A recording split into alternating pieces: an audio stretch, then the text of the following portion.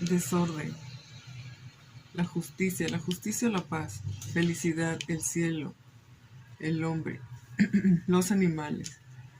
Mi Padre Dios te protege del desorden que hay en la ciudad, en tu trabajo, se está haciendo justicia.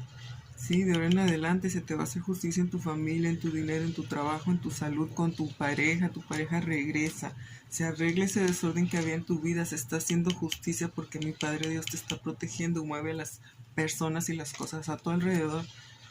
Por justicia, mi Padre Dios te protege de ese desorden que quieren hacer en tu vida. Muchísimas gracias y bendiciones. Gracias.